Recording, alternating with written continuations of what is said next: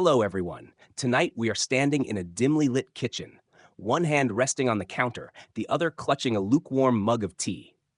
Your phone buzzes, but you don't check it. Not because you forgot, but because your attention is elsewhere, locked on the way someone across the table just smiled at you. It's the kind of smile that should feel nice. But instead, you feel your stomach pull in, like a thread's been yanked somewhere deep inside your spine. No sharp words, no insults, nothing that would raise an eyebrow if you told a friend later. And yet, you feel unsafe. So before you get comfortable, take a moment to like the video and subscribe, but only if you really like what I do here. Also, drop your location and your local time in the comments. I love seeing where this little community stretches to.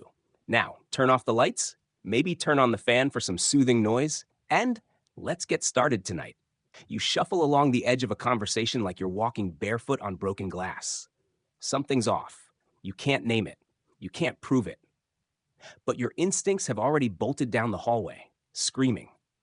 The person in front of you is telling a story. Their tone is light, their body language friendly, and yet there's a second conversation happening underneath. One your body hears, but your brain hasn't caught up to yet.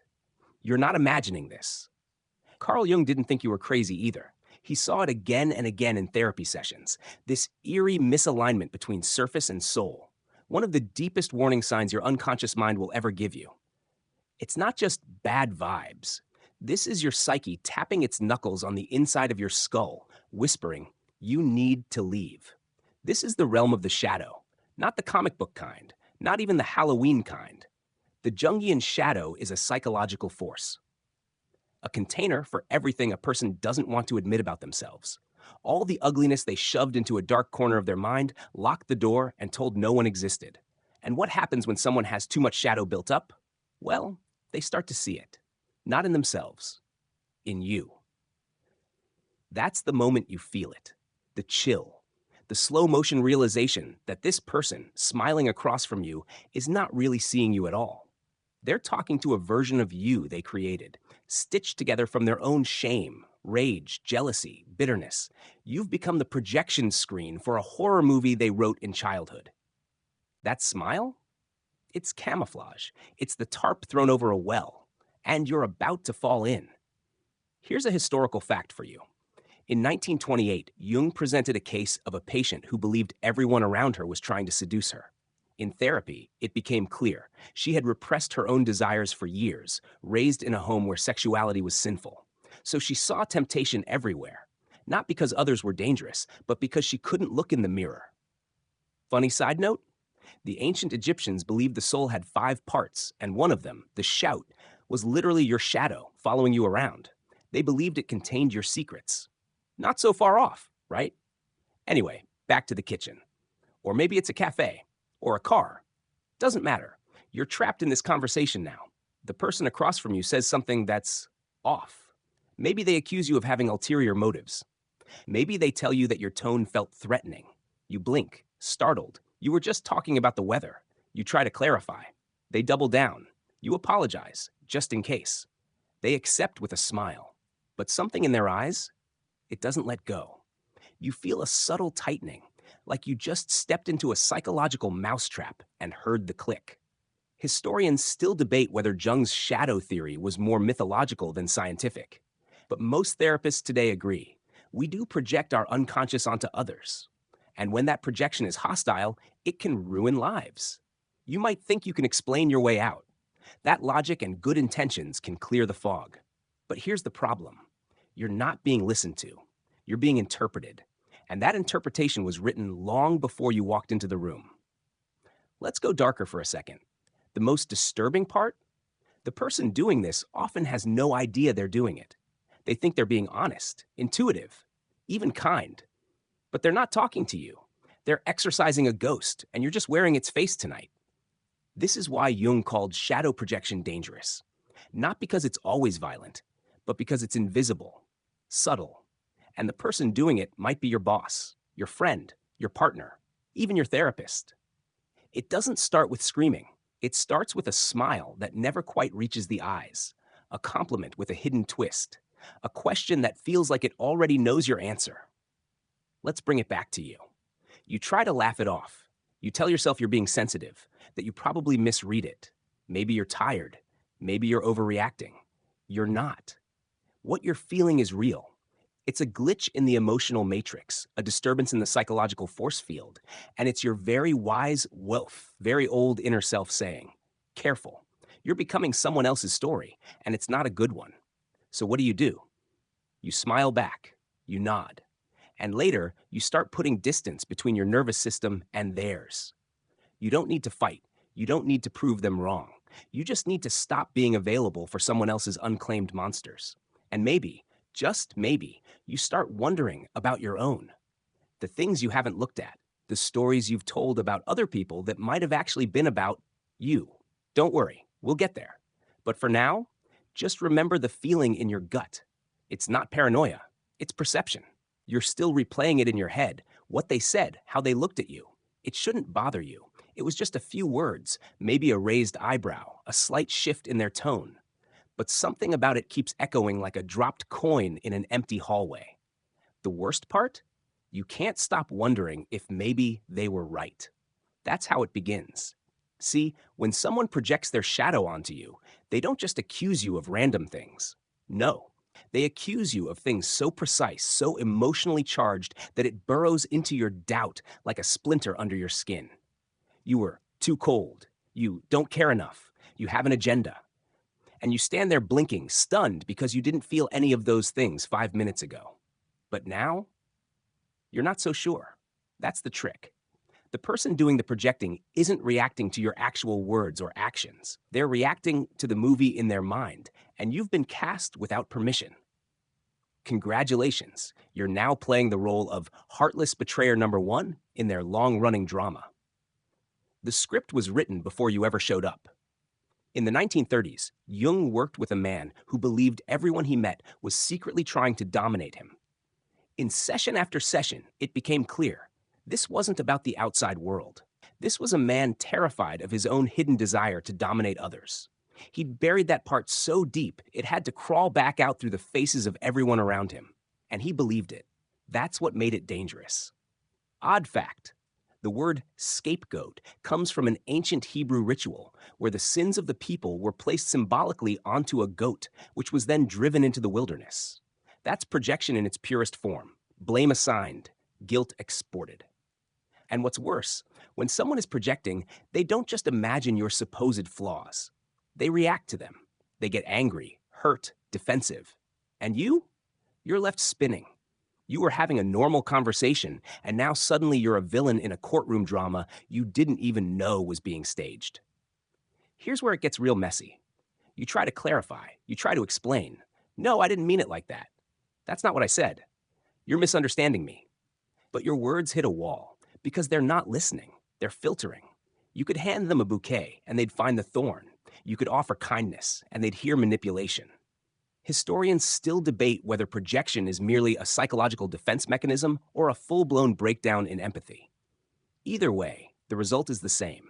Your actual self gets erased and replaced by their unresolved baggage. And the longer you stay in that dynamic, the more confused you become. You start editing yourself. You overthink. You walk on eggshells, trying not to trigger whatever it is. You wonder, maybe I am being selfish. Maybe I do come off arrogant. And just like that, you start to collapse into the role they've written for you. It's not paranoia. It's pattern recognition. Some people live their whole lives this way, constantly reacting to shadows, casting blame, writing people off, all while claiming they're just being honest. But the honesty they believe in isn't clarity. It's projection dressed up in moral language. A professor once said, people don't see you as you are. They see you as they are. And when someone is full of unresolved guilt, fear, or shame, they'll look at you and see all those things painted across your face, even when you're just sitting there sipping coffee and wondering how the conversation took such a weird turn. You'll know it's happening when the disconnect is so sharp, it feels like a bad dub in a foreign movie. Their words don't match the emotional soundtrack. You say, I really admire your work, and they snap. You think I'm needy, don't you? You freeze. Your brain short circuits. Where did that come from? Here's a secret. It didn't come from you. It came from the basement of their psyche, a room labeled things I cannot face, and somehow your voice found its way to the door. We all project sometimes. You do. I do. It's human. But when it becomes chronic, when someone never considers they might be wrong, never pauses to reflect, never asks, what if it's me? Then we're no longer talking about ordinary human flaw. We're talking about dangerous distortion. There's a reason people who project heavily often cycle through friends, relationships, even jobs. Eventually, their story starts to repeat, and they're always the victim, always betrayed, always surrounded by toxic people. You'd think at some point they'd look in the mirror, but they can't. They've made the mirror into a window, and all the monsters live out there. Here's something weird. Projection doesn't always come from bad people. Sometimes it comes from the sweet ones, the well-meaning, the I'm just looking out for you types. And that's what makes it hard to walk away. They seem kind, they say the right things, but your gut twists every time you leave the room. It's not logic, it's survival instinct. Trust it. Remember this. When someone sees you through the lens of their shadow, no amount of being better will fix it. You can't outperform their trauma. You can't be so kind, so clear, so generous that they'll suddenly see you clearly. Because the issue was never about you, it was about the ghost you accidentally resembled. So what do? You stop trying to prove yourself. You step out of their drama. You let them argue with the shadow, and you walk away with your peace. And maybe you take a quiet moment to check your own stories. Who have you cast in roles they didn't audition for? What ghosts still live in your basement? Because here's the catch. Every time you catch it in someone else, you get a chance to check your own mirror. And if you're brave enough, you clean it. You ever notice how the most confident person in the room isn't always the most right, just the loudest, or worse, the calmest? There's something especially unnerving about someone who accuses you with a straight face, no raised voice, no wild eyes, just quiet certainty. Like they're delivering a weather report. You might think, surely this can't be projection. They're too composed. But here's the trick Jung warned us about. Projection doesn't always come from chaos. Sometimes it comes dressed in charisma, polished, poised. And that's what makes it dangerous. Because you're not just dealing with one person's distorted perception, you're now up against their entire entourage of believers. See, the shadow, when unexamined, loves an audience. A person who projects their disowned traits with conviction can sound so sure they sweep others along in their story. You may be the only one in the room hearing the static, but everyone else is nodding along. And now, you're not just doubting yourself, you're starting to feel crazy. Let's rewind to something a little fun. Did you know that in 17th century England, people genuinely believed tomatoes were poisonous? They called them love apples and avoided them like the plague. Turned out it wasn't the tomato, it was the pewter plates that leached lead. But hey, once the belief stuck, reality didn't stand a chance. Kind of like what happens when someone tells a room, watch out for her, she's manipulative. If they say it with enough conviction, suddenly every sideways glance you make is proof. Every silence is suspicious. And you're just trying to pass the salt. Jung saw this all the time. Clients who were charming, articulate, even beloved in their social circles. But in private, they cast long shadows. Shadows that turned lovers into enemies, friends into suspects, and critics into demons. Historians still debate whether Jung's concept of the persona was more of a metaphor or a clinical structure. Either way, the result's the same. The persona, our public mask, is only as stable as the shadow behind it is acknowledged. Otherwise, it becomes a weapon. And charisma becomes a spell. Here's how it works in real life. Someone walks into a room. They smile warmly, touch a few shoulders, laugh at the right moments. Everyone feels seen. Safe. They tell a story about a coworker who stabbed them in the back. They sound hurt but noble, vulnerable but dignified. You feel bad for them. And then, a week later, you find yourself being extra careful around the coworker. You're not sure why. They haven't done anything. But still, better safe than sorry, right? That's how it spreads. Not with facts, but with vibe, with storytelling, with conviction. And the person doing it, they genuinely believe what they're saying. That's the part that fries your brain. You keep thinking, they can't be lying. They really believe this. And you're right, they do. But belief and truth?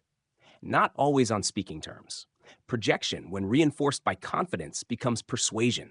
And persuasion, when rooted in unexamined pain, becomes manipulation, even if the person doing it doesn't mean to manipulate at all. This is where it gets tricky. You might think you can expose it, pull back the curtain, reveal the truth. But here's what Jung realized. People don't cling to projections because they're logical.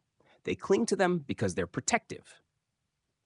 The shadow carries everything too painful to face: guilt, envy, rage, weakness. So they project it because facing it would shatter the image they've spent a lifetime polishing. So when you confront it, you're not just challenging their story, you're threatening their entire emotional ecosystem. And ecosystems fight back. Let's get historical for a second. During the early 20th century, propaganda movements discovered this psychological glitch. The more certain a leader appeared, the more likely people were to believe them, even in the face of contradictory evidence. Jung observed this phenomenon with chilling accuracy in the rise of mass movements across Europe. Oddly enough, the same logic applies to your friend group, your job, even your family. People love confidence. We're wired for it. It makes us feel safe. And someone who projects with absolute certainty, they radiate that safety until you're the one they turn on. Then, it's like a trapdoor opens beneath your feet. You try to explain yourself, but suddenly you're defensive. You stay quiet. Now you're withholding. You set a boundary. Now you're controlling. It's a rigged game, and they've already told everyone the rules. You start noticing who believes them, who pulls away, who stops texting. The social death begins in whispers, not bangs. You think maybe overreacting. That maybe, if you're just kind enough, clear enough, generous enough, you can reset the narrative. But remember what we said? You can't outperform someone else's unhealed trauma. When people are locked into projection, they aren't looking for the truth. They're looking for a story that keeps them safe. And the safest story is always the one where they're good and you're to blame. What's worse? They don't know they're doing it. It's not an evil plan, it's a survival reflex. And that's why it's so hard to protect yourself. Because you're not just fighting misperception, you're up against someone's entire emotional survival strategy. So what do? You stop arguing with their story. You remember that charisma is not always clarity. That certainty can be a defense. That confidence can come from delusion, not depth. And you trust that weird feeling in your chest, the one that says, I don't think I'm safe here, even if everyone else is smiling. Especially then, you ever look in a mirror that hasn't been cleaned in a while? You wipe it, and suddenly there's your face, not distorted by dust or smudges, just plain, honest you. Now imagine someone else looking into that same mirror and blaming you for the dirt. That's how shadow projection works. The image is distorted, but instead of cleaning the glass, they throw accusations like rocks. You're too cold. You're manipulative. You're judging me. And you're just standing there, blinking, wondering what dimension you accidentally fell into. But here's the twist. Ancient wisdom knew this before Jung ever wrote a word. Long before the term shadow existed, spiritual traditions were already sounding the alarm about this exact phenomenon. They didn't use psychological language, but the insights? Nearly identical. And honestly, spookily accurate. Let's go Buddhist for a second. There's a metaphor called the darkened mirror. It refers to the way we see the world, not as it is, but as it reflects our own impurities. In other words, when someone sees malice, arrogance, or betrayal everywhere they look, it might not be because the world is full of snakes. It might just be that their mirror is filthy. In Christianity, there's the famous line from Matthew. Why do you look at the speck in your brother's eye, but fail to notice the beam in your own? That's not just about hypocrisy, it's projection. Plain and simple. The ancient Greeks? Oh, they had a party trick too. The oracle at Delphi said, know thyself. But they didn't mean it as a motivational poster. They meant it as a warning. If you don't know yourself, you will mistake your inner chaos for other people's flaws. Even Taoist masters warned, polish the mirror, not the face. Which is basically an ancient mic drop on the whole topic. Historians still debate whether these metaphors were meant as moral teachings or psychological ones, but the overlap is hard to ignore. Across continents, cultures, and centuries, humans have known one thing. We love to blame the outside for what's boiling inside. But why? Because it's easier. It's easier to say they're toxic than to admit I'm hurt. It's easier to call someone arrogant than to admit I feel small. It's easier to say you don't understand me than to admit I barely understand myself. Projection is lazy pain. It takes the raw, undigested emotions we haven't dealt with and outsources them. Like, hi, would you like to hold my childhood trauma? No? Too late. Here it is. Let me tell you something both funny and disturbing. In medieval Europe, people used to believe that mirrors could trap souls. Some would even cover mirrors after a death to prevent the spirit from being reflected back and getting stuck. Projection, in a way, does the same thing. It traps part of your soul outside of you and pins it onto someone else. And the worst part? The person doing it often has no idea. They walk through life convinced that they're just seeing things clearly, when in reality, they're drowning in unacknowledged emotions. They've confused intuition with fear, observation with judgment, truth with trauma. You ever had someone say, I just know you were thinking that? Or don't lie, I felt your energy? Yeah, that's not intuition. That's projection with a spiritual Instagram filter. Now, don't get me wrong, real intuition exists. Gut feelings can be lifesavers. But here's the difference. Intuition feels calm, projection feels loud. Intuition whispers, projection rants. Intuition opens doors, projection slams them shut. The key difference is this. Real perception doesn't need to convince you, but projection, it wants validation. Desperately. So it enlists others, gossip, group texts, passive-aggressive Instagram stories, anything to get anyone to say, yeah, you're right about them. Because the second someone agrees, the projection feels real, solid. No longer a shadow, it's become a shared illusion. This is why spiritual communities, therapy circles, and even activist groups aren't immune. In fact, they're often full of very articulate projection. You've probably seen it. I had to cut them off. They were no longer serving my growth. Translation, they triggered me in a way I wasn't ready to look at. They're not aligned with my frequency. Translation, they mirrored something I've buried so deep it scared me. Again, this isn't evil. It's human. We've all done it. But when left unchecked, it creates fractures between people, between communities, between what's real and what's fear. So here's where you start to take your power back. When someone accuses you of being something you know in your bones you're not, pause. Don't rush to explain. Don't rush to defend. Just pause and ask yourself one quiet question. Does this belong to me? Because most of the time, it doesn't. And when you stop accepting psychic trash that isn't yours, you free up energy. You stop trying to fix relationships based on fantasies. You stop twisting yourself into knots trying to become the version of you that lives in someone else's distorted mirror. You also get to take inventory of your own projections. Who have you decided is cold because they didn't respond how you wanted? Who have you labeled arrogant because they dared to set a boundary? Who have you silently resented for showing you something you weren't ready to face? This isn't about shame. It's about clarity. Because when you clean your own mirror, you stop needing to smash other people's.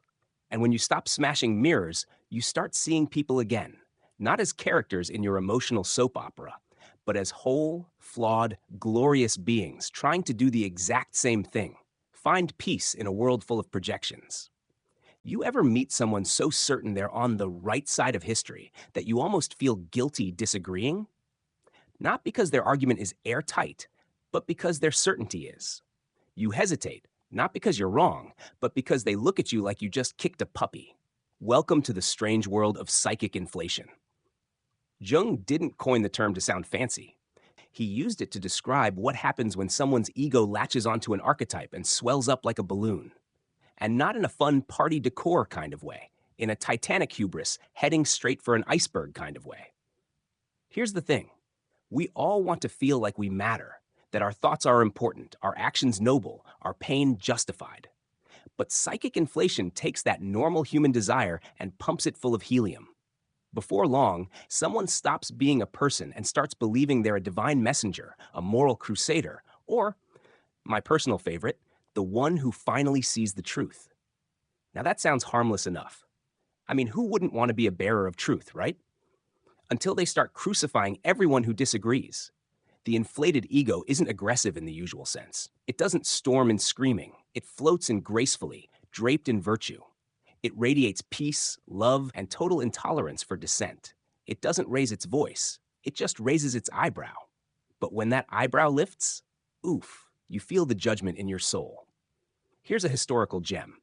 In 1521, Thomas Müntzer, a German theologian, declared that he had direct revelations from God and no longer needed the Bible. His followers believed him so fiercely they launched a peasant rebellion.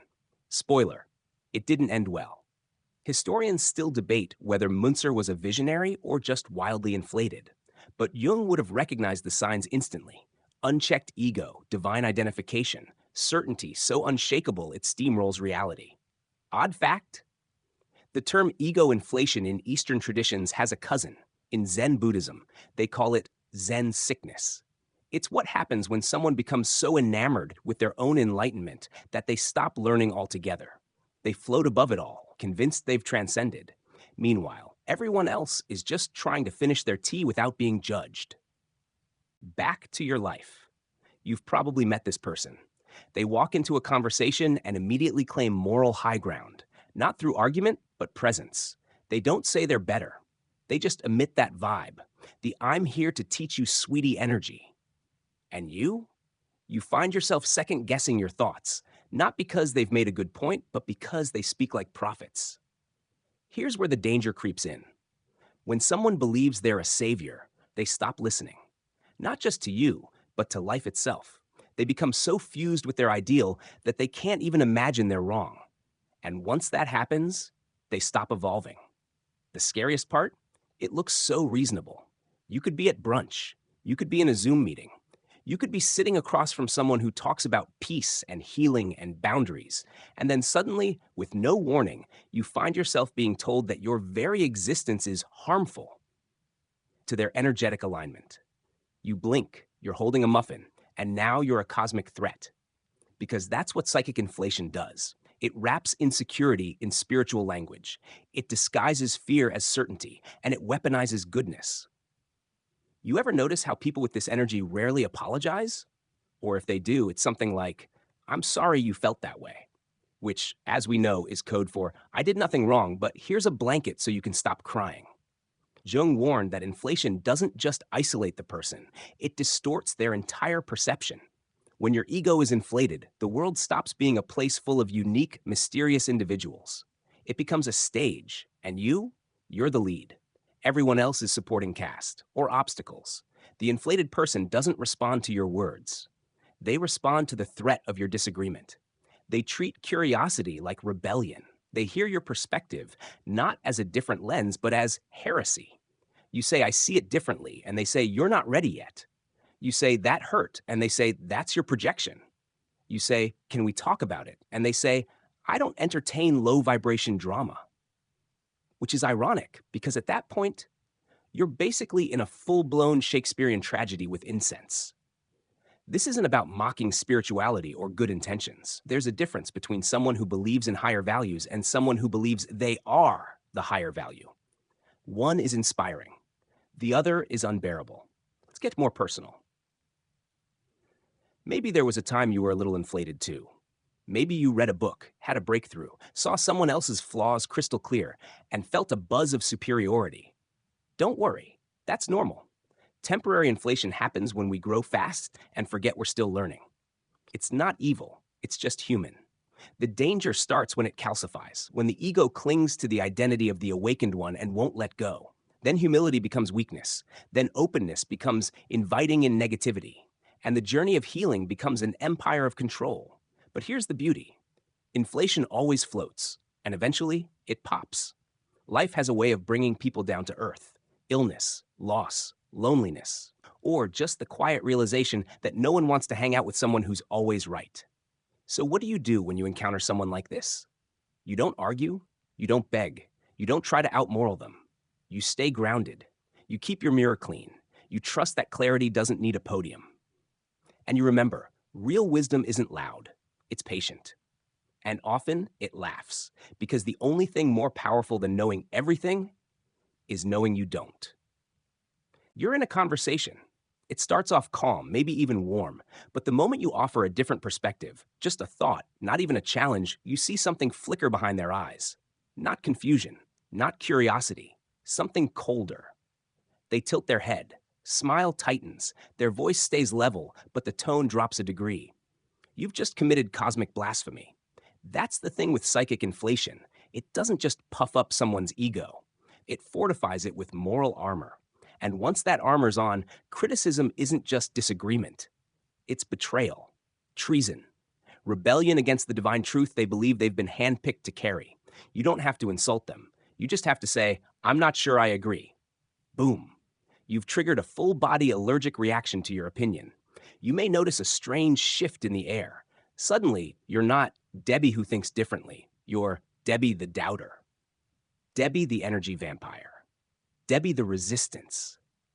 You think I'm exaggerating? Ask anyone who's ever tried to question someone mid-inflation. The reaction is never proportionate, because it's not about the topic. It's about the ego's survival. This is where things get spooky. Jung noticed that inflated egos tend to merge with archetypes, the enlightened one, the martyr, the prophet. So when you question them, you're not just questioning them. You're challenging capital T truth. You're shaking the foundations of their entire self-image, and they react accordingly. In 1633, Galileo faced trial for suggesting the Earth wasn't the center of the universe. The people condemning him weren't just arguing facts. They believed they were defending divine order. Historians still debate whether it was about science or ego, but the result was the same. Dissent became heresy. It's not just the church, though. Look around. This still happens today. At work, in spiritual circles, in wellness communities, in group chats with people who use the word alignment as a threat. Odd fact? In some early Sufi sects, spiritual students were required to spend years as servants before being allowed to speak in philosophical discussions. Why? To humble the ego, to train it to listen before proclaiming. Something we've clearly forgotten. Let's talk about how this feels when you're on the receiving end. You're trying to stay grounded. You're being respectful. But every time you open your mouth, it's like stepping into a landmine field labeled "My Sacred Identity." You ask a question, and they accuse you of not listening to their intuition. You set a boundary, and suddenly you're low vibration. You disagree with one idea, and you're told, "You're not in alignment with my path." That's not dialogue. That's dictatorship with crystals. Here's the emotional whiplash. These folks often present as hyperconscious, deeply evolved, profoundly peaceful. But challenge them, even gently, and the shadow leaks out. Not in shouting, but in spiritualized guilt tripping. Maybe you should sit with why you're so triggered by me. You must still be operating from a wounded place. I send you love even though you clearly need healing. These are not answers. These are sanctimonious gaslights. You know it. Your gut knows it. But somehow you still walk away wondering, am I the one who's wrong? This is the most dangerous part. They sound so sure. Their voice is calm, their words are clean, and your doubt gets framed as proof of your ignorance. Or worse, your lower frequency. And once that narrative is established, there's no safe way to respond. Stay silent? You're suppressing. Speak up? You're projecting. Leave? You're avoiding growth. You can't win, because they're not arguing with you. They're protecting an identity made of glass, shiny, brittle, and completely non-negotiable. You ever try to have a heart-to-heart with someone in full armor? Doesn't matter how soft your words are, they'll always hear an attack. And eventually, you stop trying. That's how relationships erode. Not with betrayal, but with imbalance. You start walking on eggshells, filtering yourself, agreeing just to keep the peace. Because the moment you offer a different point of view, it's treated like violence. Newsflash, disagreement isn't aggression, but inflated egos can't tell the difference. They interpret resistance as rejection, and instead of getting curious, they get defensive, which means growth is impossible, because growth requires vulnerability, and inflation can't survive it. Let's get real. You might be thinking of someone right now who fits this description, but pause, breathe, because the harder truth is this. We've all done it. You've probably had a moment when you were so sure, so fused with an idea, that criticism felt like an attack on your soul. Maybe you snapped back. Maybe you shut someone out. Maybe you mentally labeled them toxic just because they didn't co-sign your latest epiphany. It happens, but awareness is the way out. Jung wasn't interested in shame. He was interested in shadow work, in noticing when the ego tries to inflate and gently, without panic, bringing it back down to earth. Because inflated egos don't make space. They devour it. They don't relate. They perform. They don't wonder. They declare. So how do you handle them? You don't match their certainty. You don't beg for their approval. You don't argue your worth. You ground. You breathe. You remember. People who are truly wise never need to prove it. And when someone claims to be above it all, yet responds to your disagreement like you spat on their altar, that's not enlightenment. That's just insecurity in a prettier costume. You're in a room with them again. Maybe it's work. Maybe it's family. Maybe it's just that friend who always speaks in TED Talk cadence. At first, things seem fine. Surface-level pleasantries, smiles traded like coupons. But then, the air shifts. You offer a different opinion. Something small, something harmless. And the look on their face changes. Not like you hurt them, like you disrupted the balance of the cosmos. They blink slow, tilt their head, and in the most composed voice you've ever heard, they say something like, "That's interesting, but it's clear you haven't done the inner work yet." You blink, and just like that, you're no longer a person. You're a data point, an exhibit in their case study of lower evolved beings. Welcome to the realm of infallibility. When someone's ego is so inflated it fuses with a grand idea, spiritual wisdom, moral justice, intellectual superiority, criticism stops being information. It becomes sacrilege. Jung called it psychic rigidity, the point at which the self can no longer absorb new experiences without twisting them to reinforce its own myth. And here's the warning sign. They never doubt themselves, not even once. Every action they take, divine purpose. Every failed relationship, the other person's karma. Every boundary crossed, a lesson you clearly needed. They're so right. It's exhausting. The scary thing is, they don't act like tyrants. They act like teachers, gentle ones, patient ones, smiling ones, which makes it so much harder to spot the manipulation.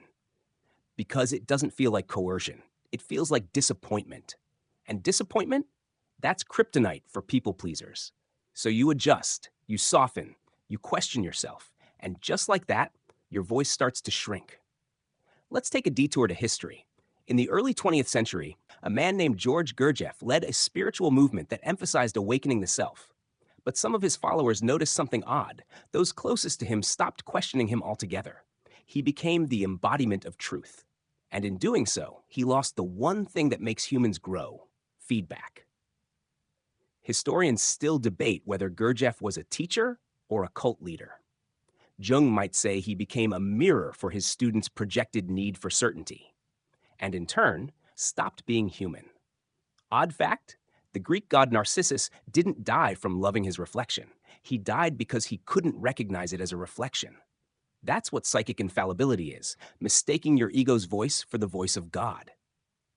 You've probably heard it in conversation. I don't operate from ego anymore. This isn't about me. It's the universe speaking through me.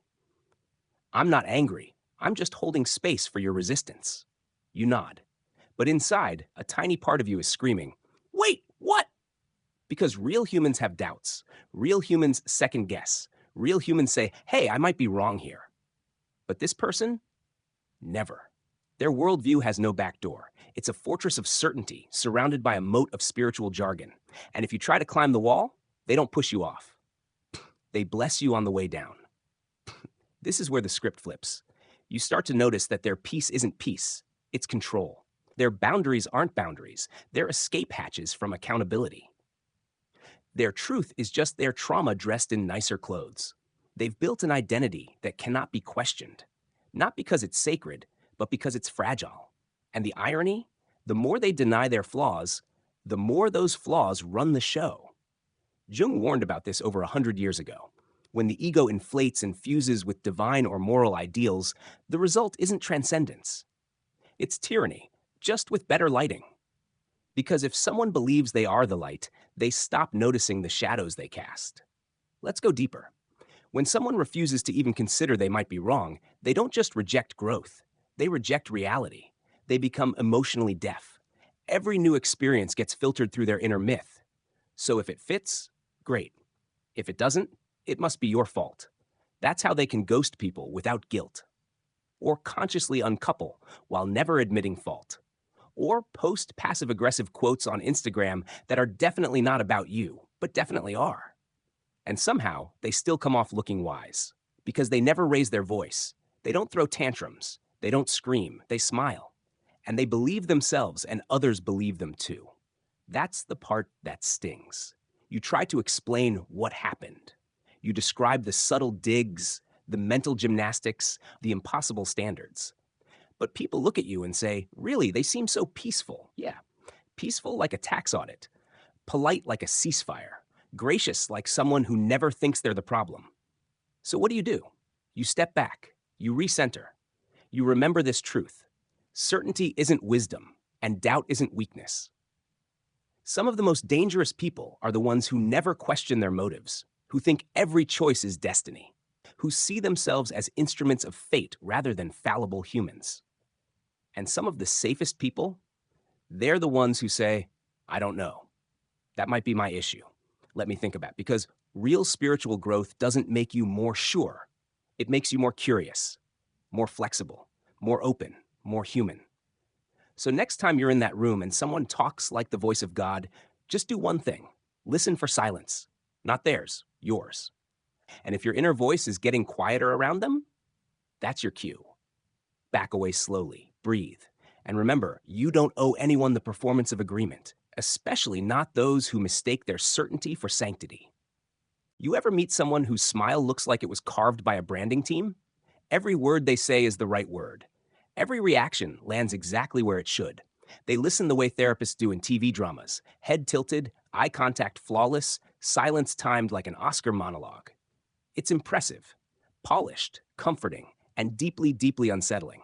Because after a few minutes, something starts to feel off. You can't quite name it, but your body knows. Your gut tightens. Your neck gets stiff. You feel like you're being studied, not seen. This, my friend, is the mask, what Jung called the persona, and when someone is completely fused with it, you're no longer talking to a person. You're talking to a presentation. The persona isn't inherently bad. We all have one. It's how we survive social life, the voice we use at job interviews, the way we behave at funerals, the ability to not burst into tears in the frozen food aisle. That's your persona keeping you functional. But the problem isn't having a persona, it's being the persona. When someone becomes so invested in appearing good, kind, evolved, generous, peaceful, or enlightened, they begin to lose contact with their actual humanity. Their real emotions get edited, their flaws get photoshopped, their instincts get censored. You get the version of them they want to be, not the version of them that is. And at first, that can feel amazing. They're so smooth, so understanding, so unflappable. They always know what to say. They never interrupt. They nod in all the right places. But then comes the uncanny valley. You notice their expressions don't quite match their eyes. You feel like you're being mirrored, not met. And worst of all, you start to lose your own sense of spontaneity because perfection is contagious and suffocating. Let's go historical. In ancient Greek theater, actors wore literal masks to portray different characters. The audience never saw the real face, just the crafted one. Jung borrowed this term to describe the social identity we present to the world. The danger, he said, is when the actor forgets there's a face beneath the mask. Odd fact? In 19th century France, there were professional mourners, people paid to cry at funerals. They'd wail, sob, collapse in grief. All performative. The family looked virtuous for having such a moving service. Meanwhile, the crier didn't even know the deceased's name. That's what it feels like to interact with someone stuck in persona mode. They're doing all the right things, but none of them feel real. You could be telling them your deepest fear, and their response would still feel like a stock sympathy phrase from a brochure. Historians still debate whether Jung saw the persona as a stage in development or a trap. Maybe both. But he was clear about one thing. The more perfect the mask, the more dangerous the shadow it hides. You ever hear someone say, he was the nicest guy, I never saw it coming, after a scandal breaks? Yeah, that. Because here's the chilling truth. When someone invests all their energy into appearing flawless, they aren't processing their flaws. They're burying them, deep. And the deeper the burial, the more explosive the eventual eruption. It's like putting a lid on a boiling pot.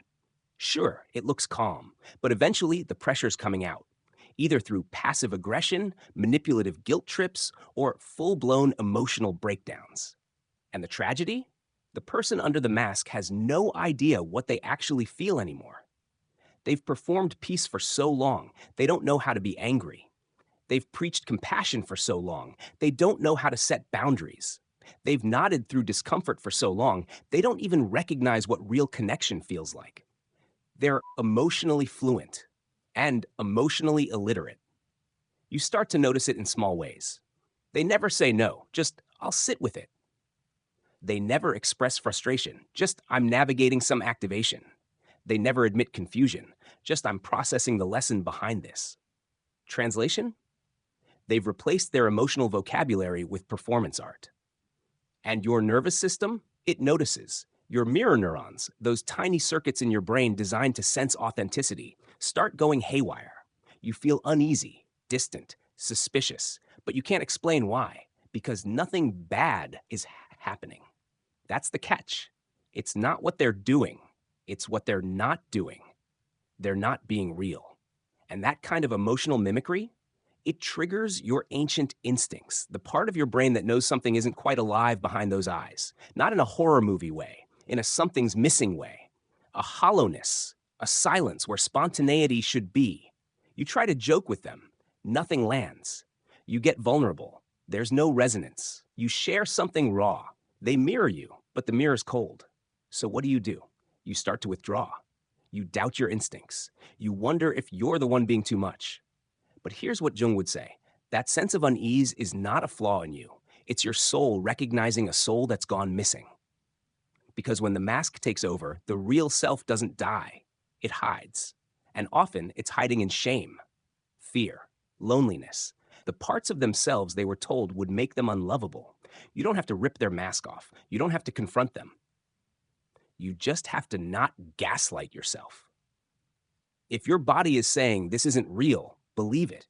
Because genuine connection is messy. It stumbles, it blushes, it misfires, it laughs too loud at the wrong joke, it apologizes awkwardly, it admits, I don't know what I'm doing. It's not polished, but it's alive. So when you meet someone who always says the right thing, who never gets ruffled, who seems like they've graduated from the school of human emotion, ask yourself one quiet question. But do I feel them? Because if the answer is no, you might not be talking to a person. You might just be watching a mask. Speak fluent empathy. So there you are again, across from someone who checks every box. They're polite, they're balanced. They seem emotionally literate enough to teach a graduate seminar in inner peace. But something in you won't relax. You find your shoulders tensing, your jaw clenching. Your body is reacting to something you can't put into words. This, my friend, is your nervous system picking up on what your mind hasn't yet named. And the real kicker? Your body's probably right. See, your brain isn't just a logic machine, it's a vibe detector. And when someone's outside doesn't match their inside, your body knows. It doesn't matter if their words are perfectly calibrated, if their tone is gentle, or if their Instagram says authenticity is everything.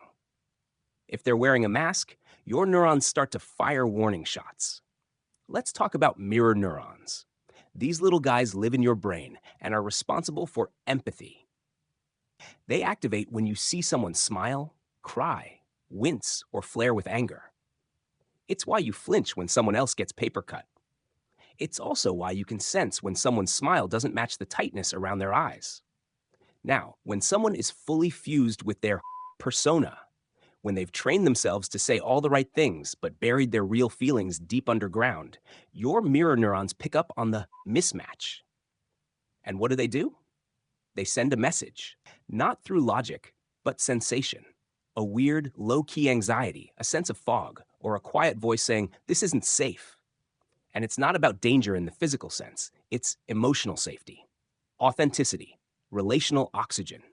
When someone has airbrushed away their rough edges, your psyche goes, wait, where's the real? And without real, your system can't relax. Odd fact, polygraph tests don't just measure your words. They measure subtle shifts in your heartbeat, breathing, and skin conductivity. Your body knows when you're lying, even if your mouth doesn't. And the same applies when someone else is lying, not with words, but with presence. Jung didn't have neuroscience on his side, but he knew this from clinical experience. He wrote about a patient who was the perfect wife by all social measures. Soft-spoken, gracious, unfailingly supportive. And yet, her husband and children reported feeling anxious around her, exhausted even. In therapy, Jung discovered that she was repressing vast amounts of rage, grief, and fear under her saintly surface. She wasn't being fake, but she had lost touch with the parts of herself that didn't match her role. And her family could feel it. Historians still debate whether Jung was observing psychological repression or cultural conditioning. Either way, the takeaway is clear. When there's too big a gap between the face and the feelings, we sense it. And if we ignore it, that's when the real damage starts. You start doubting your own instincts. You tell yourself you're overreacting. You explain away the dissonance. They're just tired. Maybe I'm projecting. It's probably my childhood stuff. And sure, sometimes that's true. But other times, you're standing in front of a beautiful storefront with all the right signage and nothing on the shelves. This is where things get even trickier, because the person with the polished persona often believes in their authenticity. They've read the books, done the trainings, taken the quizzes. They know their Enneagram type, moon sign, and attachment style. But they've skipped the one thing none of those tools can fake: feeling your own feelings without curating them. So what you get is a hollow echo of connection, a facsimile of presence, a loop of emotional mimicry that looks like intimacy but feels empty. And the result? Your own emotions start to feel inconvenient, too much, out of place. Because when someone else's emotional world is flatlined, yours start to feel like a crime scene. Let me say that louder for the overthinkers in the back. You are not too much for feeling real things. You're not unstable. You're not dramatic. You're not doing the work. You're alive. And if someone else can't meet you in that space, it's not your job to shrink. It's your job to notice. Notice how your body reacts when they walk into the room. Notice how often you censor yourself around them. Notice if your joy gets quieter and your sorrow gets lonelier in their presence. Because those aren't mood swings. Those are messages. Let's circle back to biology one more time. There's something called neuroception, a term coined by Dr. Stephen Porges in his work on the polyvagal theory. It's your nervous system's way of scanning for cues of safety and danger without your conscious awareness. It doesn't wait for logic, it just reacts. And when someone's inner world is walled off behind a mask, your neuroception reads it as a threat. Not because they'll hurt you, but because there's no one there to connect with. And humans, we're wired for connection. We don't just want eye contact, we want resonance. We want to feel the pulse of another real person in the room. We want mismatch, mess, movement. Because that's what tells us this is real. This is safe. This is human. So when you feel that inexplicable unease around someone who seems perfect, don't brush it off. Lean in, not to them, to you. What's your body saying? What's your breath doing? What truth are you afraid to name because it would mean facing the fact that they're not what they appear to be? You don't have to confront them. You don't have to call them out. You just have to come back to yourself. Because in a world of curated presence, your nervous system is the only compass that doesn't lie. Trust it, even when it whispers, especially when it whispers. You're at dinner with someone who's got it all together. They're polished, insightful, emotionally articulate. They've got that been to therapy and found their center glow. Everything they say is so reasonable, so balanced, it's almost hypnotic. But then something slips. It might be a twitch in their mouth, a sharpness in a perfectly worded sentence. Maybe a strange pause after a compliment, like it was dipped in acid before delivery. Just for a second, the whole performance falters, and you see it, the leak. That's the shadow trying to break through. Because here's the hard truth. When someone spent years bottling up their repressed parts, rage, grief, jealousy, desire, they don't go away. They just get shoved deeper. And the deeper they go, the more pressure they build. Until they don't. Jung saw this in patients who'd spent decades being the good spouse, the dutiful child, the model citizen. People who hadn't cried in years. People who never got angry. And then they'd explode over something small, a broken dish, a traffic jam, a comment about their tone, not because of the moment, because of the mountain behind it. And when the shadow finally erupts, it doesn't walk into the room, it storms. Let's talk about repression. Not the Freudian kind with cigars and couches, the kind you do when you want to be liked, when you want to be spiritual, when you want to be the chill friend, the wise teacher, the good partner, when you decide certain feelings aren't you, so you exile them. Except you don't really. You just trap them in the basement of your psyche.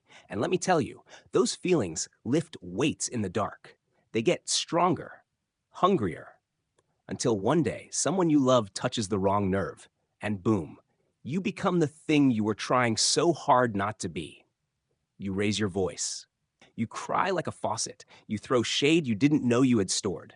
And afterward, you feel confused, embarrassed, maybe even ashamed. Jung didn't call this a breakdown. He called it a breakthrough. Because sometimes the collapse of the mask is the first honest moment someone's had in years. Odd fact? In Norse mythology, there's a concept called berserker rage. Warriors who entered a trance state and fought with unstoppable fury.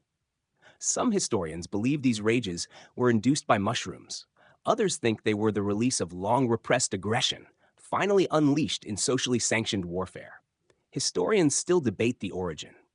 But the idea that beneath the calm surface of civilization, there's a primal force that can't be silenced forever.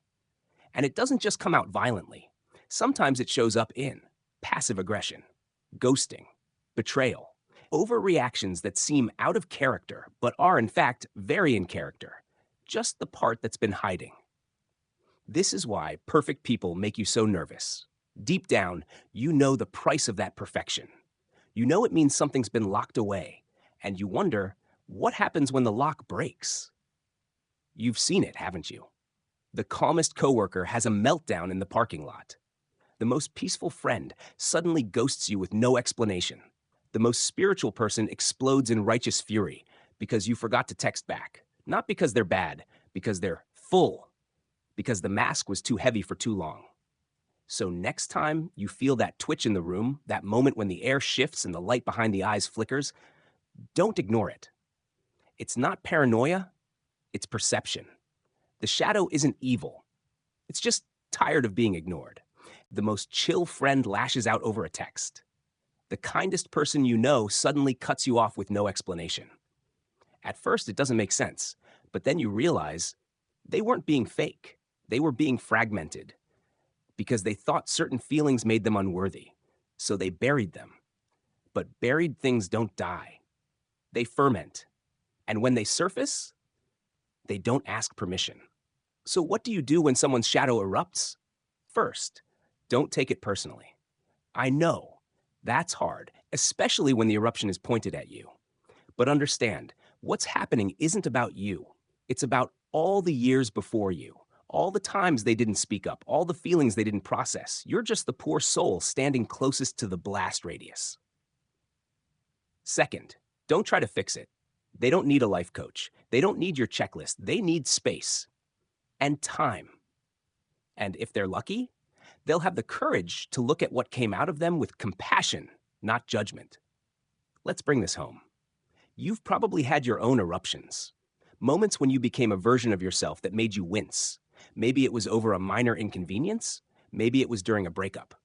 Maybe it was the moment someone said just the wrong thing and you saw red. You didn't plan it.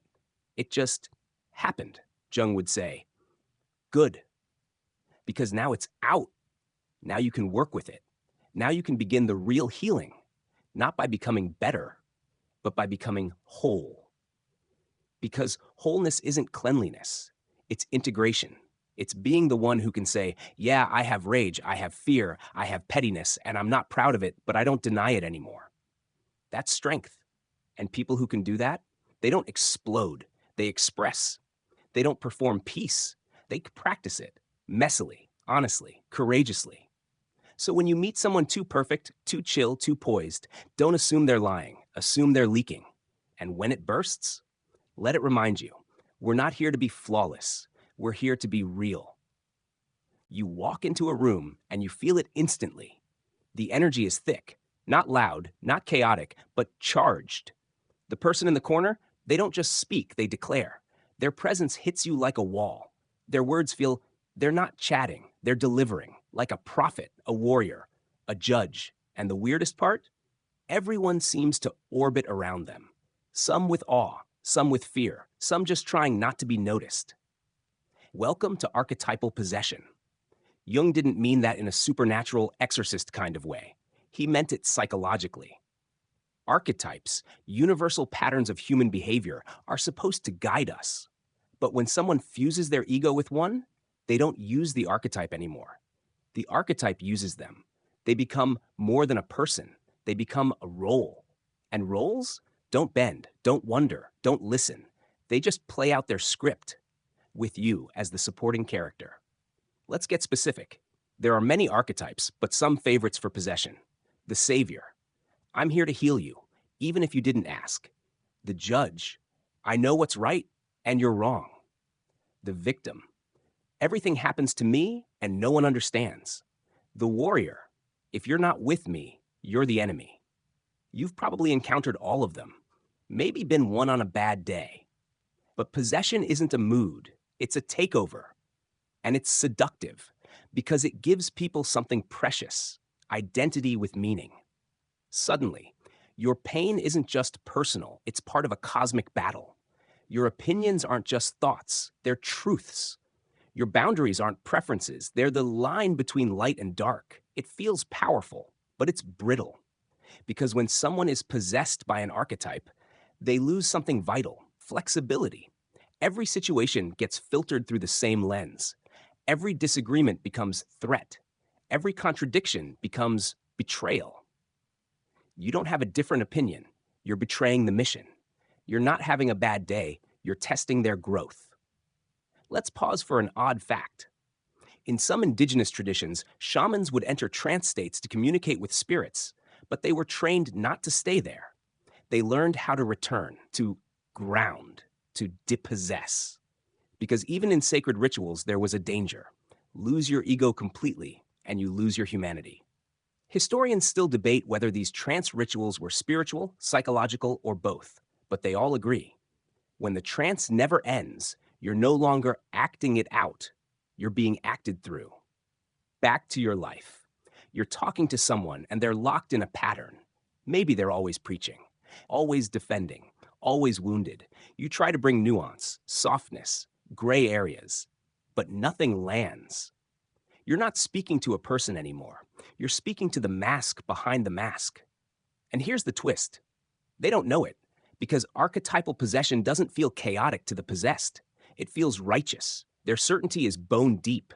They're not defending their opinion. They're carrying the weight of the world. Their anger? Sacred. Their rejection? Silence?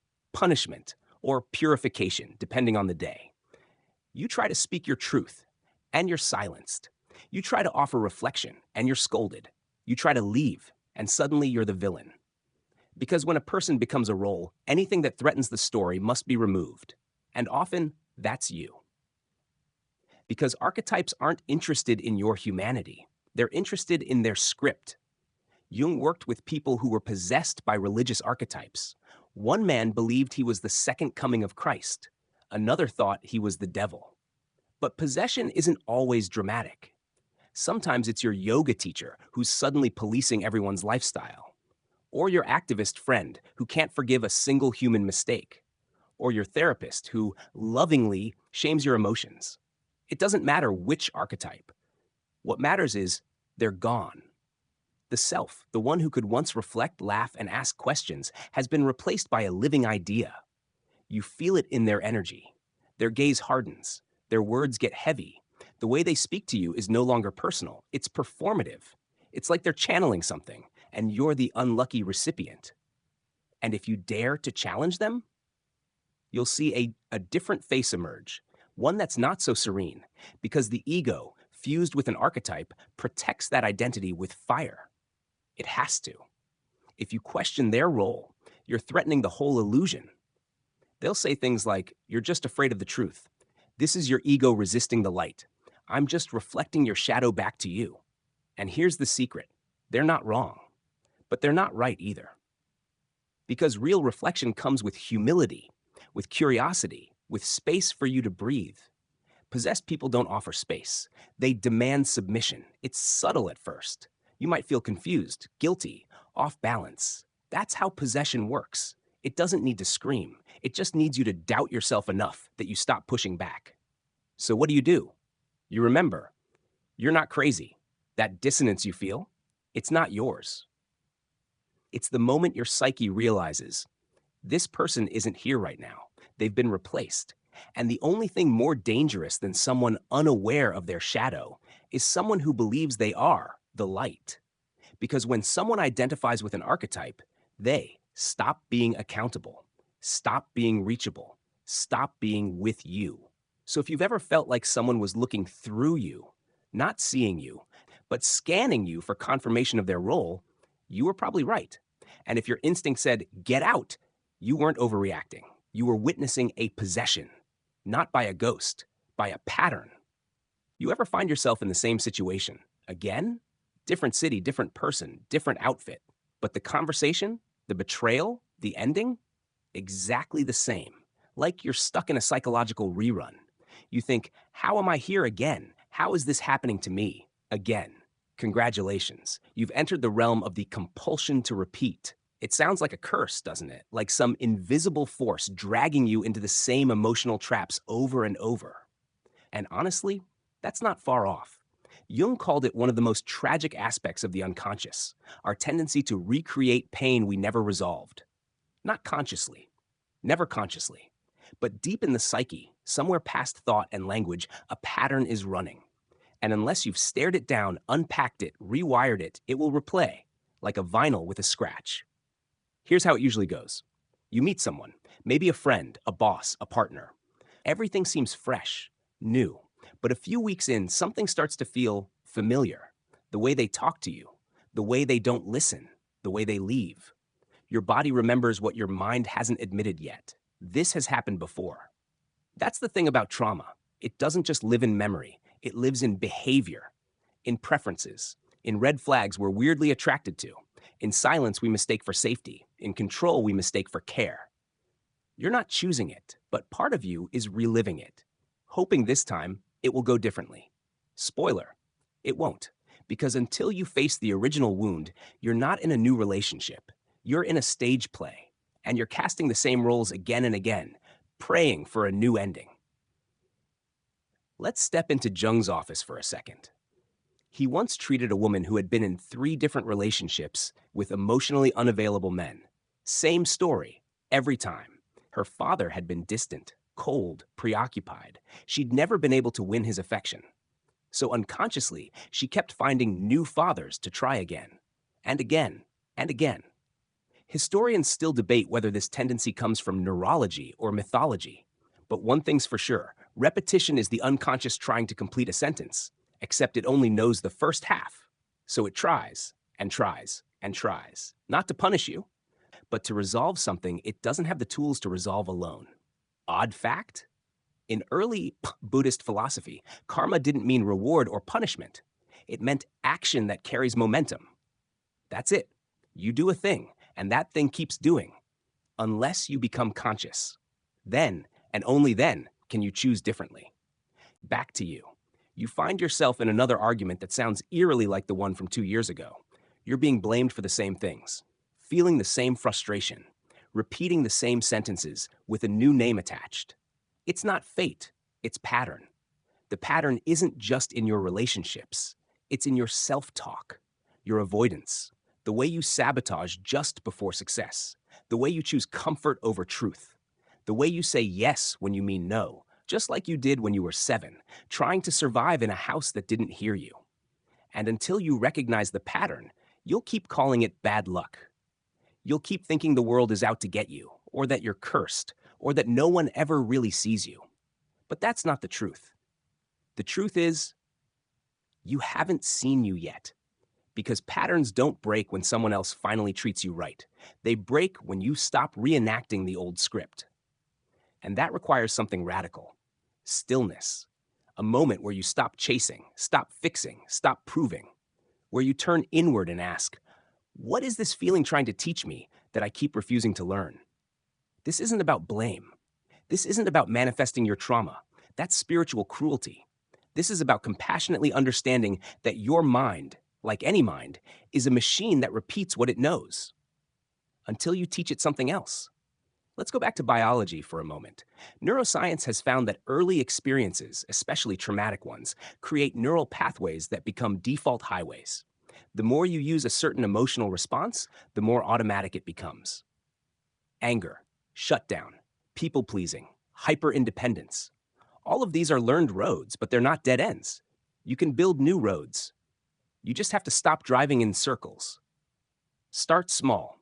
Notice when a familiar feeling starts rising, the dread, the tightness, the desperate need to be understood.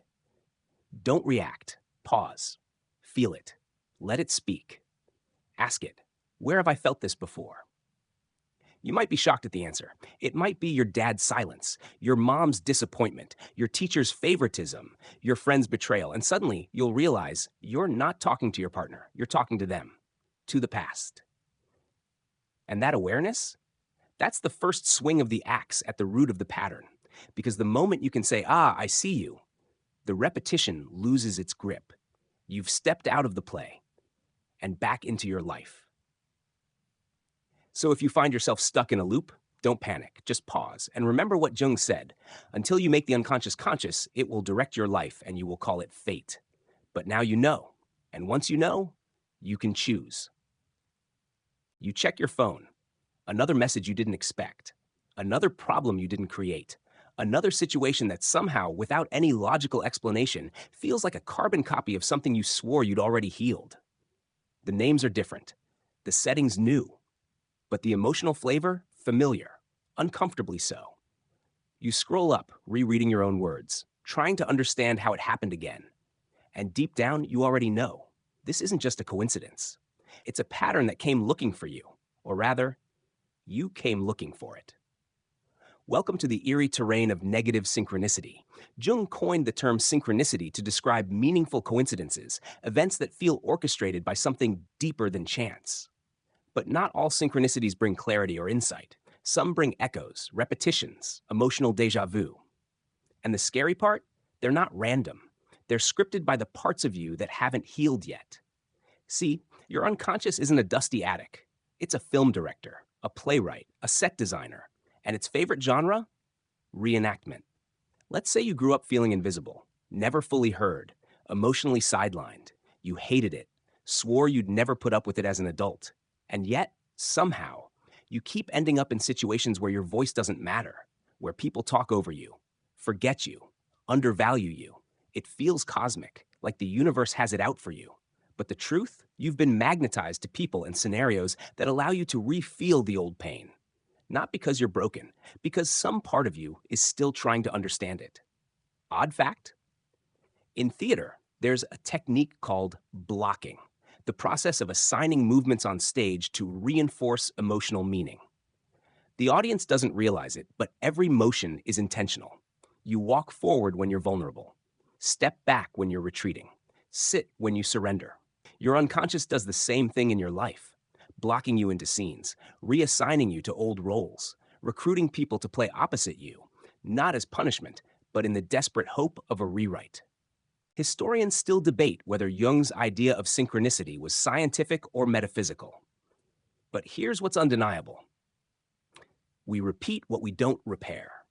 And the repetition doesn't need your permission. Your boss reminds you of your controlling parent. Your partner uses the same phrases your ex did. Your friend triggers the same jealousy your sibling once stirred. And if you don't catch it, you'll treat these people like they're part of the original wound. You'll react bigger, softer, angrier, quieter. Because it's not just them you're responding to, it's the entire emotional lineage behind them. You ever overreacted and later thought, wow, that was way too much for what just happened? That's a sign. You weren't just arguing with this person. You were arguing with every person who ever made you feel that way. But here's where it gets creepier. Sometimes, without realizing it, you seek them out. You choose the boss who won't respect your boundaries, the partner who feels familiar, the friend who low-key undermines you. Not because you enjoy suffering, but because your psyche wants a chance to do it differently. And yet, you don't. Because the moment the scene starts, you default to the same lines, the same posture, the same emotional defense. And just like that, the play starts again. So what's the way out? Interrupt the script. When the same pattern reappears, don't just react. Pause. Ask yourself, who does this remind me of? What feeling is this recreating? Have I felt this exact helplessness or anger or shame before? Because the moment you can name the source, you gain a sliver of power. You're no longer in the middle of a curse. You're in the middle of a lesson. Let's talk about emotional magnets. The parts of you that haven't been seen, validated, or expressed emit a kind of signal. Not with words, but with energy. And others, carrying compatible wounds or roles, pick up on it. That's why the same types of people keep showing up. It's not karma. It's choreography. Your inner child wants to restage the trauma. Your adult self wants to fix it. But unless both are aware of what's happening, you end up just looping. This is why therapy can be transformative. Not because it erases your past, but because it lets you witness it in real time. That witnessing, that moment of conscious awareness, that's the lightning rod that breaks the storm. Because you can't change what you're not conscious of. And what's unconscious will keep finding you, will keep following you, will keep repeating until you say, I see you. And then, slowly, something shifts. You stop choosing pain dressed as passion. You stop mistaking chaos for chemistry. You stop calling emotional hunger love. You stop playing roles that don't fit anymore. And you start writing new lines. You get to feel heard, respected, seen. You get to pause instead of panic. You get to walk away, not because you're numb, but because you're clear. Jung called this individuation, the process of becoming whole. And a huge part of it, recognizing when your life has been hijacked by the need to resolve what can only be mourned. Some wounds don't close through recreation. They close through recognition. So if you feel like you're stuck in a loop, you're not cursed.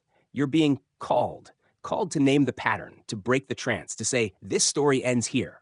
Because once you know it's a script, you can walk off stage. It happens in the quiet moments. You're not in a conflict. You're not in a loop. You're not triggered. You're just sitting, maybe driving, maybe folding laundry, maybe sipping a lukewarm drink by yourself, and suddenly out of nowhere you feel it. A strange wave of softness, a kind of ache, but not the hurting kind. More like a fullness, a gentle weight in your chest. It's not joy. It's not sorrow. It's honesty.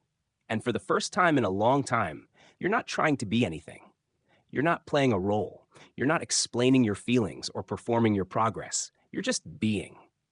This is what it feels like when integration begins. Jung said, I would rather be whole than good, because good can be a performance. But whole, that's truth. See, wholeness isn't the absence of shadow. It's the relationship with it.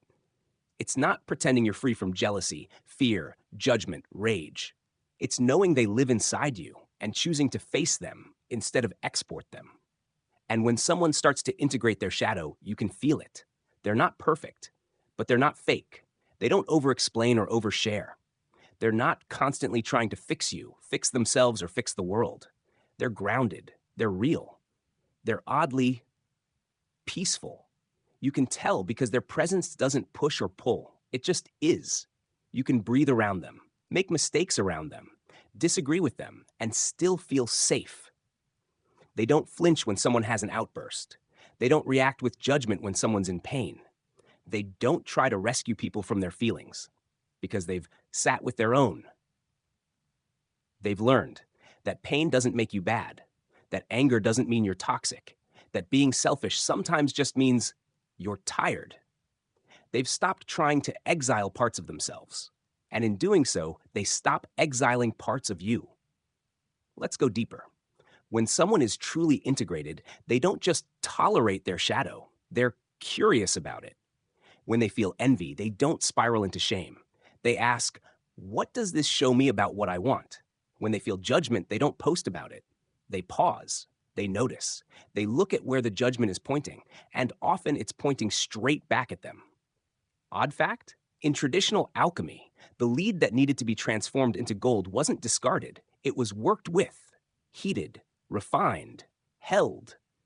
Alchemists believed that the base material contained the secret to the philosopher's stone. That which seemed ugly, dark, and undesirable was actually the key. Historians still debate whether alchemy was metaphor or chemistry, but Jung believed it was psychological, that every human is a vessel. And our shadow, can be transmuted, not denied, not bypassed, transformed. You can feel this in someone who's done the work. They don't weaponize their wounds. They don't perform their healing. They don't preach like they've ascended. They sit beside you like a lighthouse, quiet, constant, not asking for applause. And the best part? They laugh. A lot. Because once you've met all your inner monsters and realize they're just scared versions of you, everything gets funnier. You stop taking yourself so seriously. You stop needing to be right. You stop chasing the next breakthrough, the next insight, the next aha moment. You just live. And when life slaps you, which it will, you don't collapse. You don't project. You don't run to someone else to fix it. You feel it. You hold it. You learn from it. You get sad and you stay. You get angry and you don't explode. You feel joy and you don't apologize for it. And all around you, people begin to feel safer. Because when you've made peace with your shadow, other people's shadows don't scare you anymore. Let's bring it into real life. You're in a conversation. Someone gets triggered. They say something sharp. The old you would have matched their tone, tried to win, or shut down, or spiraled into self-blame. But now, you hear it. You feel it. You say, I get it. I've felt that too. Not from a place of spiritual superiority, but from a place of having been there, of having yelled in your own kitchen, of having cried in your car, of having wanted to disappear because the noise inside your head was too loud. You're not above anyone, but you're no longer under the control of your own shadow. And that's the shift. It's not that the patterns disappear. It's that you recognize them faster. You recover quicker. You respond instead of react. And slowly, you stop hurting people the way you used to. You stop running from yourself. You stop pretending your softness is a flaw. Because you've felt the storm. You've made space for your shadow. And now you've earned your stillness. Jung said, the privilege of a lifetime is to become who you truly are. That's not found in a seminar, not in a book, not in a post with 10K likes. It's found in quiet choices, in uncomfortable truths, in staying with yourself when it would be easier to blame someone else. So if you've begun that work, really begun it, you already know the reward isn't perfection. It's peace. Not the peace of silence or still water or candlelight, but the peace of not hiding anymore. You're walking down the street. There's nothing dramatic about it. No soundtrack swelling. No neon signs blinking, you've healed. Just you, in motion, the world around you pulsing with its usual rhythm. Cars passing, people talking, someone arguing with a pigeon. Life, doing what life does. And then something subtle hits you. That thing someone said, the one that would have ruined your whole day a year ago, it just doesn't. You hear it. You feel a flicker of the old wound. And then you exhale. Not a forced breath. A real one.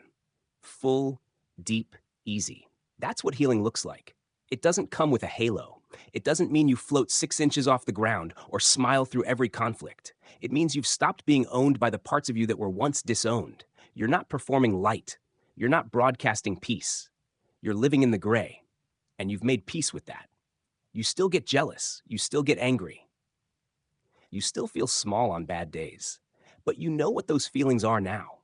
You can name them, sit with them, hold them like children acting out, not demons to be exorcised.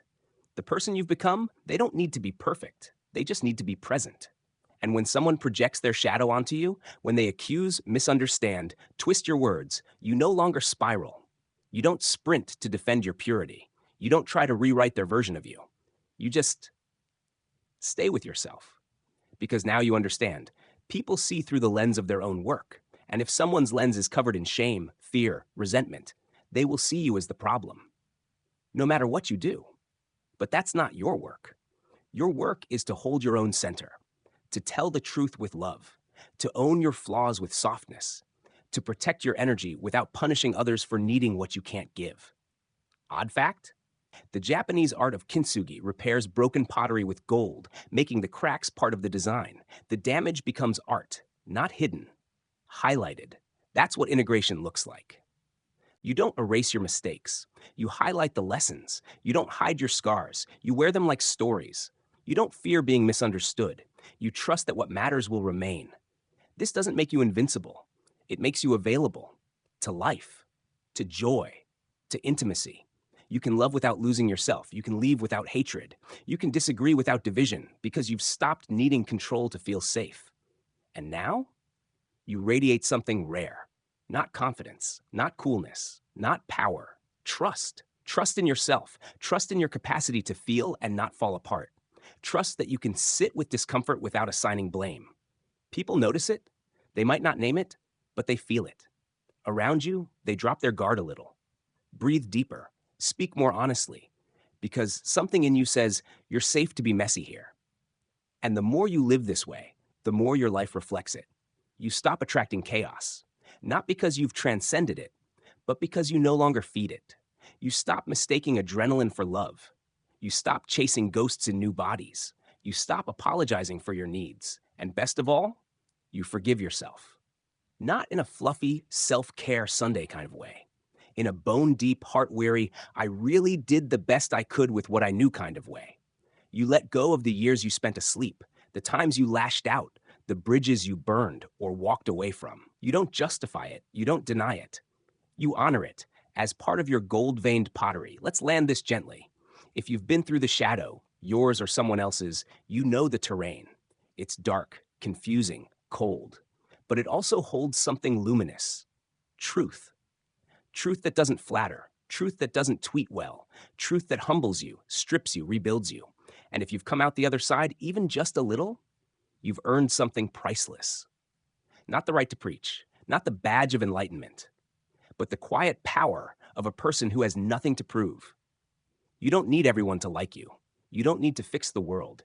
You just need to stay true to the work, the inner work, the slow work, the real work. So here you are, walking down the street, heart not armored, shadow not hidden, light not forced. And maybe someone says something unkind. Maybe life doesn't go your way today. Maybe you mess up. But you breathe, you repair, you keep going, you keep becoming. And somewhere deep in your being, the voice that used to whisper shame now says something new. We're okay. Let's keep walking. So here we are, at the quiet edge of something vast. You've walked through 15 layers of shadow, projection, possession, and pattern. You've stood in front of masks that smiled too wide. You've felt the weight of conversations where truth never showed up.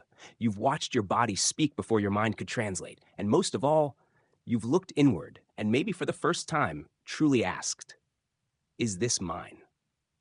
Carl Jung didn't leave us with easy answers.